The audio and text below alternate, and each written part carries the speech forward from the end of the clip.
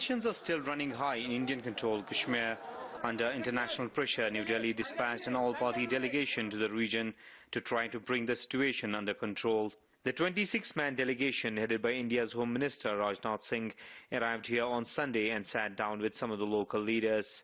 But the most influential figures of the region, such as leader of the pro-independence Tehreek-e-Hurriyat party, Sayyid Ali Shah Gilani, refused to talk to the delegates. Kashmir was and will continue to be India's integral part. We are concerned about the situation here. But Hurriyat's refusal to meet the delegation is neither in line with the Kashmiri people's spirit nor human. Pro-independence leaders have described New Delhi's move as futile. They say only a transparent, agenda-based dialogue can truly address the core issues of Kashmir.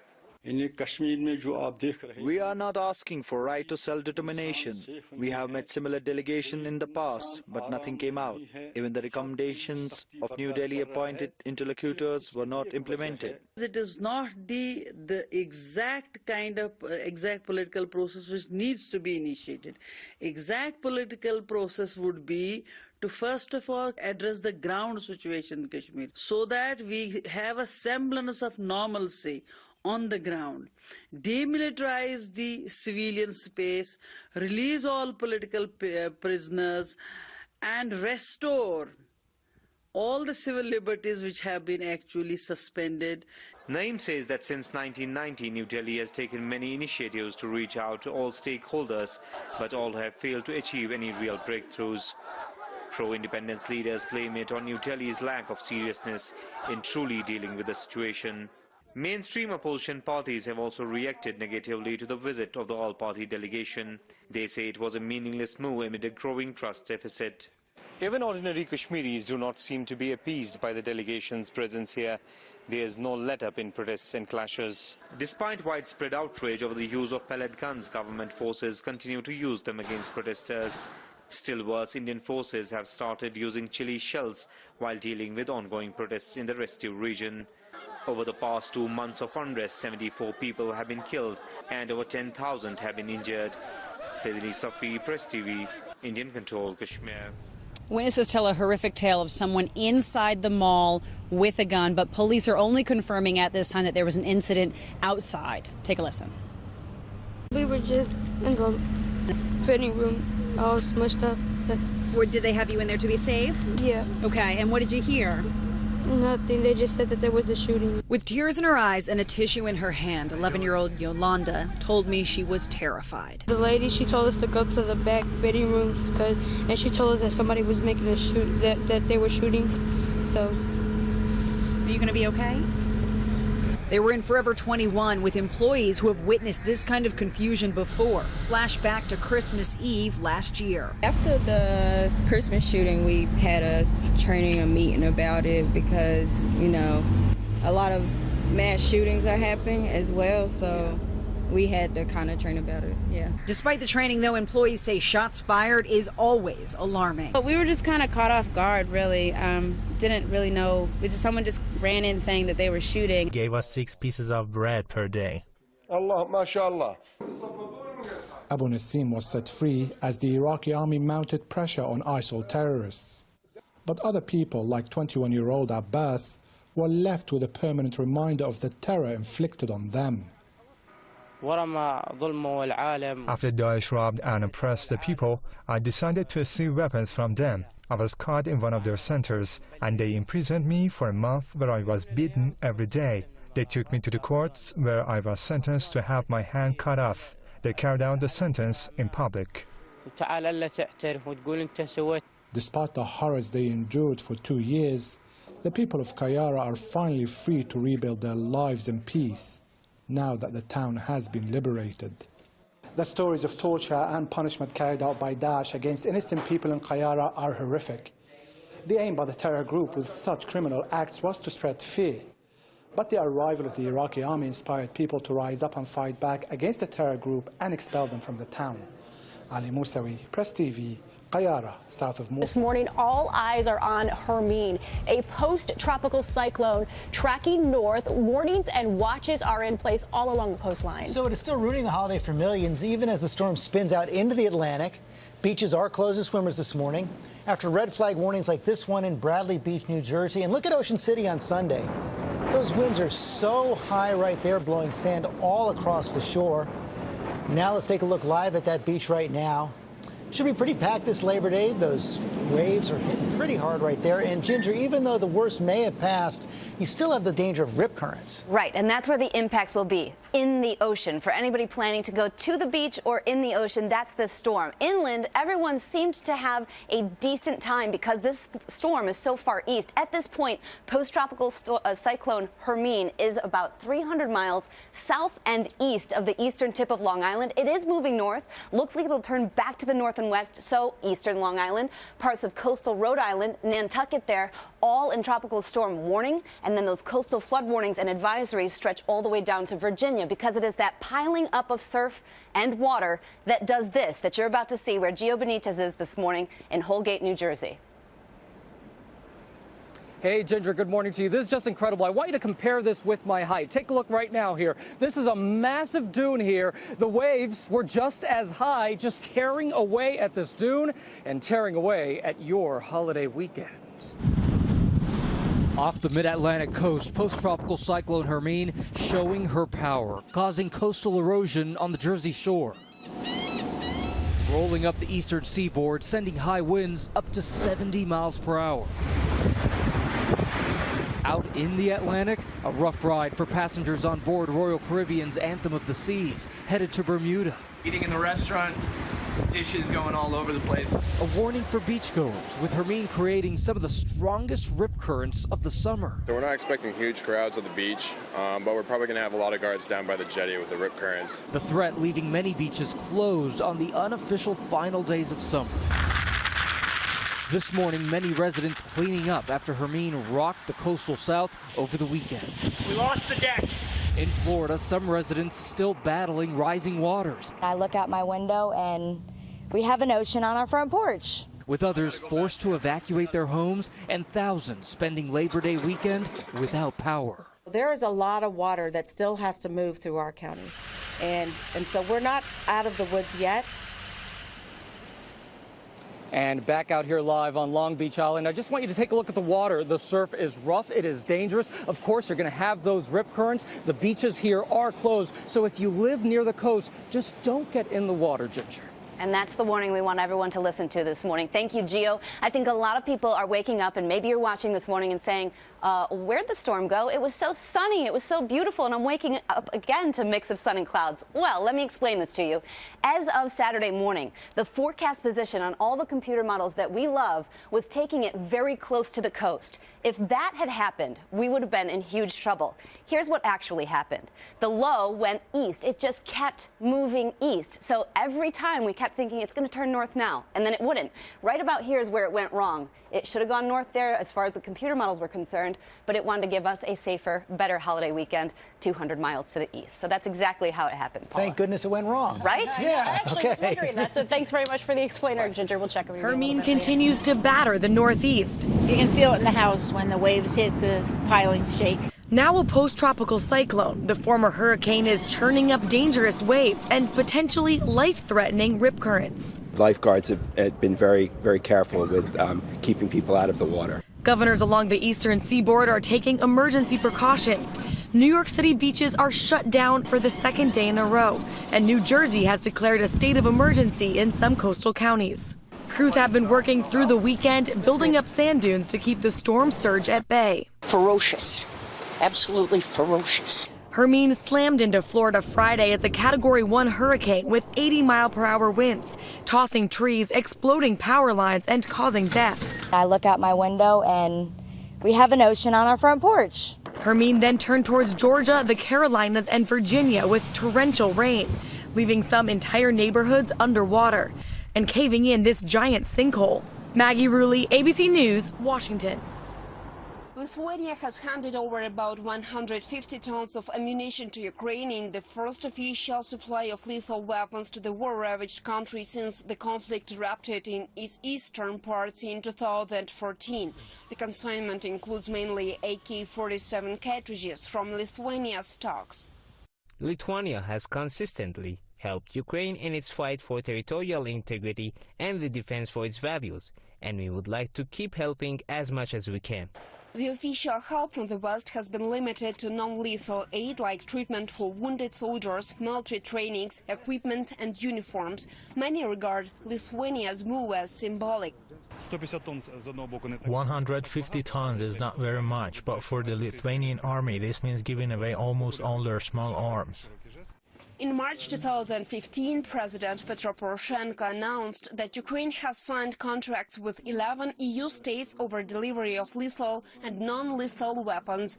Kiev says it needs to improve its defense capabilities against pro-Russians in the east. Russia argues that arming Ukraine would lead to further escalation. Some experts also argue that it's incompatible with diplomacy. Western states did not prove effective in resolving the conflict in eastern Ukraine. Their diplomatic efforts were not enough, and the situation in Ukraine is fraught with the same problems. In the case of destabilization here, the EU countries will face flows of migrants. Ukraine has been long asking for lethal weapons to combat pro-Russians in the east. Lithuania's move is seen as symbolic rather than game-changer in the conflict. So far, the West has abstained from supplying Ukraine with arms to avoid anger in Russia. But Ukrainian diplomats assume the situation might change following November's presidential elections in the U.S. Lena Savchuk, Press TV.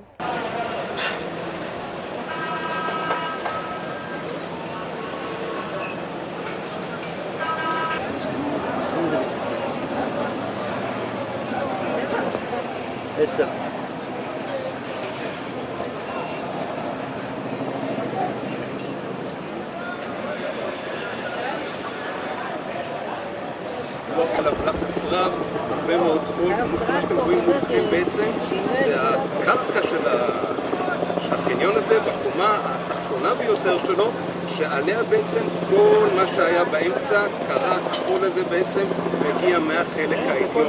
שנמשיך ולחפש אם יש עוד אנשים ולאט לאט לעשות עבודת סריקה איטית.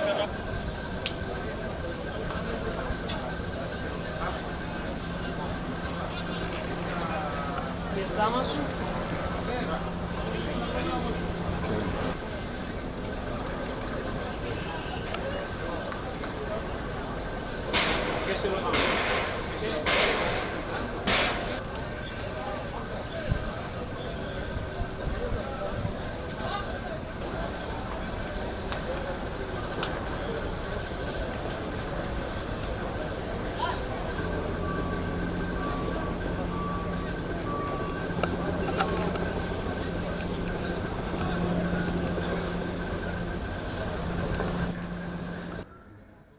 The ongoing violence, curfew and restrictions have taken a heavy toll on Indian-controlled Kashmir's residents, who are now dealing with all sorts of mental disorders. Over the past 2 months, Kashmiris have gone through terrible ordeal after witnessing non-stop bloodshed and destruction. Hospitals are flooded with people being treated for several injuries and illnesses. According to a recent survey conducted by Doctors Without Borders, around 1.8 million Kashmiri adults suffer from some form of mental distress or disorder. The report concludes that half of the valley residents suffer from mental health problems, especially conflict-related trauma. Press TV team went to downtown Srinagar to find out more about how people are dealing with their day-to-day life. The town appeared abandoned and desolate. Severe restrictions on the movement of people have confined people to indoors. They say the administration is caging them and trying everything to suppress their cause. Many people we spoke with are angry and frustrated. We have been caged for the past 60 days. No work, no activities. Even our children have become cranky since they have nothing to do. India is deliberately caging and confining us in order to make us physically and mentally sick so that we forget our freedom cause. Decades of bloody violence has traumatized the public, who are now victims of prevalent mental disorder due to sudden or violent death of someone they knew. Doctors have warned about the worsening situation. Seeing it only from mental health or mental disorder perspective would not be the justice. I would say that as a human being, this is a crisis. A human being has social existence. Social existence is as important as is your other areas of existence. So if they are compromised, obviously it will have its impact. So everything is compromised. Quality of life is compromised. Every individual over here feels frustrated. Kashmir has been gripped with violence since the killing of a pro-independence leader by Indian security forces in early July. Nearly 70 Kashmiris have been killed and thousands more injured since then, and the figures are piling with each passing day. Kashmiris have long been demanding right to self-determination based on UN resolutions, but India refutes the resolution as outdated, calling Kashmir its integral part. Shahana Bhatt, Press TV, Indian-controlled Kashmir. The Centers for Disease Control and Prevention is low on funds to fight the Zika virus, and the agency is counting on Congress to replenish those funds, and fast. CDC Director Dr. Tom Frieden told reporters Tuesday, basically, we are out of money and we need Congress to act. The cupboard is bare. Frieden says as of August 26, the CDC has spent $194 million of the $222 million it set aside to battle Zika. The Hill says about half of that money went to state and local health agencies, and that the remaining cash was divided among several areas, including diagnostic tests, public outreach, and staffing to help deal with outbreaks in Florida and Puerto Rico. Back in February, President Barack Obama asked Congress for nearly $2 billion in emergency funds to fight the virus, but Congress refused. And now that the virus is actually spreading in Florida, the need for more funding is more urgent. In fact, just hours after Frieden's plea to Congress, Florida officials confirmed 3 new non-travel related Zika cases in Miami-Dade County. One case is part of an outbreak in Miami Beach, and officials are trying to determine the origin of the others. Congress will return from a 7-week summer break in early September, and President Obama has urged members to make Zika funding its first priority. For Newsy, I'm Jay Struberg.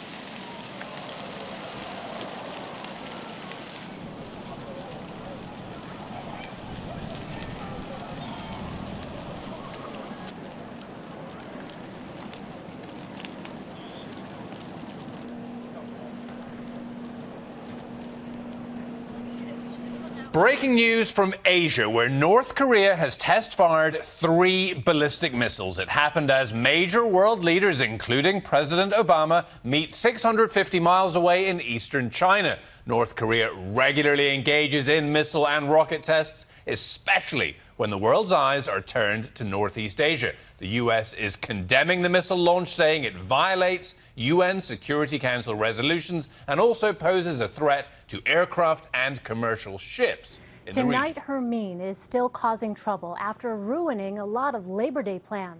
They're still cleaning up debris along the Florida Panhandle. Thousands are still in the dark. At least 3 people were killed in the south. The Northeast was spared the high winds as the storm headed out to sea, but Hermine is still sending large waves crashing in New England. Here's DeMarco Morgan. As Hermine turned up the Northeast, she put a fizzle on the unofficial last day of summer. Thrashing waves and dangerous rip currents kept most beachgoers from New Jersey to Cape Cod out of the water. Geraldine Dry spent the afternoon at Coney Island. No ocean for us. We kind of stepped onto the water, but then the lifeguards were looking at us, so we just had to run off. Hermine kicked off with a punch, a Cat 1 hurricane that came ashore early Friday morning in Florida with 80-mile-per-hour winds and dumped up to 18 inches of rain. It quickly lost steam as it veered through the Carolinas. Still, tropical storm warnings were issued for shore towns up the East Coast. Overnight, rough waters rocked this Royal Caribbean cruise ship headed from New Jersey to Bermuda. Passenger Derek Biederman. When you see the crew on a cruise ship starting to get dizzy and sick, then you know it's gotten pretty bad. Todd Labart, owner of the Beachcomber restaurant in Wellfleet, Massachusetts, is relieved to be spared by the brunt of the storm. Any concern when it was moving up from Florida? Pretty much from the beginning they thought it would stay east of us, which was fine with me. This slow-moving system is packing 70-mile-per-hour winds here off the coast of New England and could make landfall by Wednesday.